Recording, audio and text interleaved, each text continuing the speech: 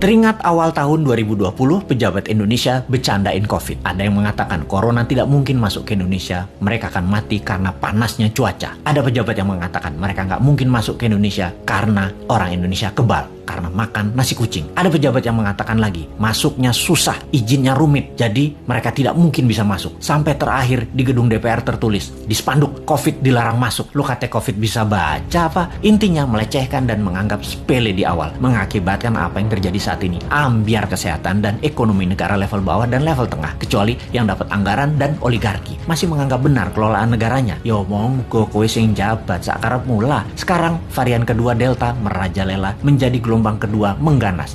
Mulai disalahkan rakyatnya nggak kuat sama PPKM aja mengeluh, apalagi di lockdown. Nah kok ngene sih sampean bernegaranya Cak, kok nuduh rakyat? Bentar, jangan-jangan kalau di lockdown 100% dengan darurat militer plus dikasih cuan selama 14 hari langsung reda COVID-nya ketimbang di PPKM kan, dimana 80% manusia masih pada ngider bingung sih tepatnya. COVID jadi tetap merajalela karena ikut bergerak juga mengikuti cangkangnya. Sudahlah, pokoknya nggak ada lockdown, adanya PSBB, lalu PPKM, lalu nanti muncul singkatan baru dan apalagi strateginya, ya terserah. Lalu sibuk vaksin sana sini, tahu-tahu ada strain mutasi baru, Lambda, jreng, kaget lagi. Dimana Lambda ini katanya anti vaksin, kebal vaksin. Apa sih sebenarnya yang terjadi? Vaksin sama virus kok pinter-pinteran begini, sakti-saktian, punya jurus di atas jurus. Karena bernegaranya punya gaya sendiri, gak mau denger ilmu selain ilmu orang di sekitar istana, maka ya gak apa-apa kita gak dianggap, walaupun kita selalu memberi solusi melalui sosmed. Kita ingatkan versi lain, pernah kita berikan solusi pakai gelang hijau, fokus di daerah hijau,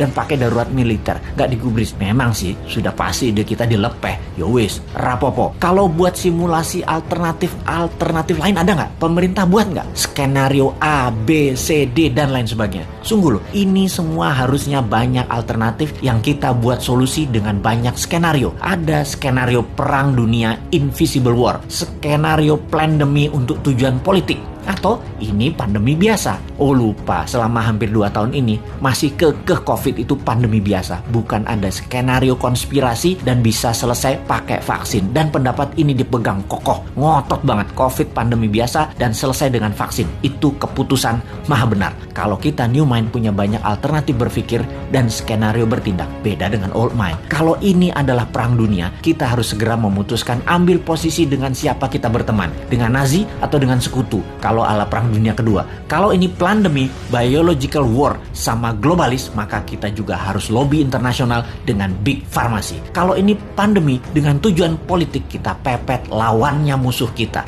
Ini dari sisi hulu, dari biang masalahnya. Kalau dari sudut pandemi globalis yang terus menginginkan kendali kesehatan, maka apa yang terjadi kalau vaksin sudah 100% populasi di Indonesia, ternyata pandemi COVID tidak hilang juga. Beli vaksin lagi. Lama hal ini sudah kita pertanyakan, namun pejabat bilang tidak mungkin, pasti hilang dengan vaksin. Iya paham, kalau tidak selesai ya nggak dijawab. Lalu yang dia bilang adalah lo ngeyel sih. Oke, kalau New Mind bagaimana? Punya skenario lah kalau New Mind. Skenario kalau COVID tidak bisa selesai oleh vaksin. Cara berhitungnya sederhana. Kalau terpapar 20.000 per hari, maka sebulan 600.000, setahun 7 jutaan. Saat ini 3,5 jutaan, alias total sampai akhir tahun 2022 bisa mencapai 15 jutaan. Dan ini baru memapar 5-10% populasi. Dimana kalau ternyata vaksin tidak menyelesaikan penyebaran COVID, maka 7 tahun COVID baru hilang dari bumi Nusantara. Karena untuk herd imunitas harus 70% tercapai.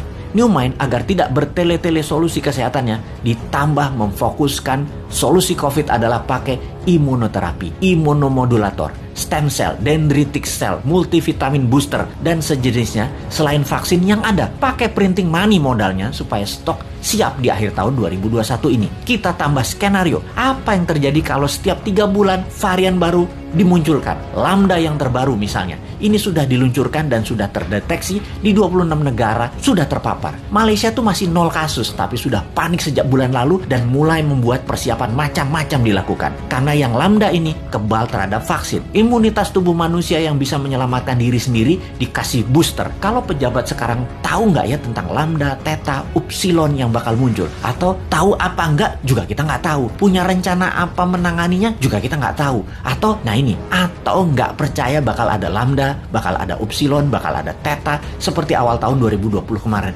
Ya monggo. Jadi kalau vaksin tidak menyelesaikan masalah ditambah varian baru yang lebih kuat muncul, mau PPKM karet berapa lagi? Karet 4 seperti sekarang aja jebol. Kalau karet 10 pedes banget ya. Masih belum nyadar juga ya bahwa solusi selama 2 tahun ini belum terlalu tepat. Setidak tepat selalu berhutangnya untuk hal yang tidak produktif di dalam bernegara. Ayolah melobi globalis. Bisa kan ngerti? Cuma nanya, jangan marah dong bos. Aku ya ora paham. Cuman kasihan rakyat aja.